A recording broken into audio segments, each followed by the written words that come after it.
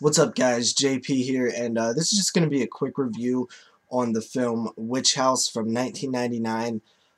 It has a tagline of "Evil Beyond Evil." Um, this is a full moon film. I got it in a box set with the other two Witchouse films, and I decided to watch it. The film takes place in 1998, Massachusetts. You got a group of 20-so-year-olds invited to a party thrown by this girl named Elizabeth. It's in a like mansion, old mansion style house, and the Elizabeth character basically invited them there to do some kind of ritual, to bring back her uh, ancestor who is was named Lilith, and she was killed in a witch hunt 300 years ago, and she's bringing her back to get revenge on the descendants of the people who killed her. Pretty, whatever plot. So the film is, let's talk about some bad things. The acting's pretty terrible. The dialogue's pretty terrible. Um, the story's pretty terrible. Good bit of plot holes and stuff. Um, the characters are terrible. The kills are terrible.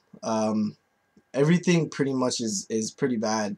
Um, there's there's some problems with like it's weird that this is taking place 300 years later, from when her ancestor Lilith was killed for being a witch, and somehow the descendants of the people who killed her are all in the same, still living in the same town, and are all the same age, and are all friends, and or able to be invited there. It's a really far stretch.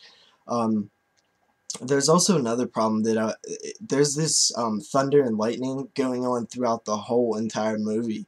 I don't really pick up things like that usually, and it was actually really distracting. It was just like every couple seconds there was thunder and then light would flash, and it's through the whole entire movie.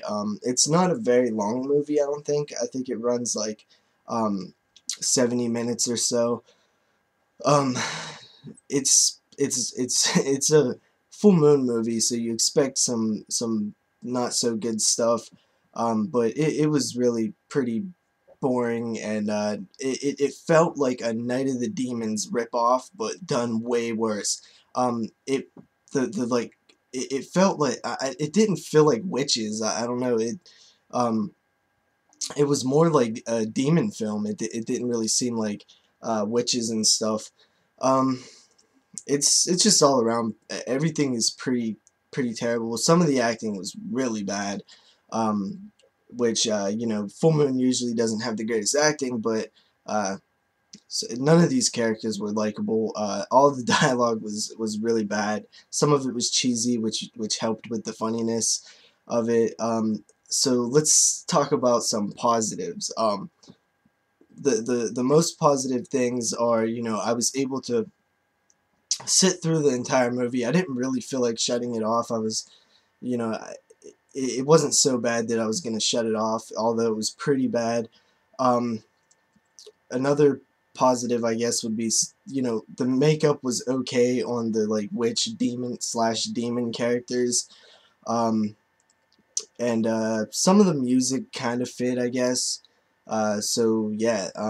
What other positives? There has to be something else that I enjoyed. Oh yeah, okay. The last thing that I would say is a positive is it's kind of funny. There's none of the jokes really work. They don't work for being clever and funny. They just are funny because they're so bad.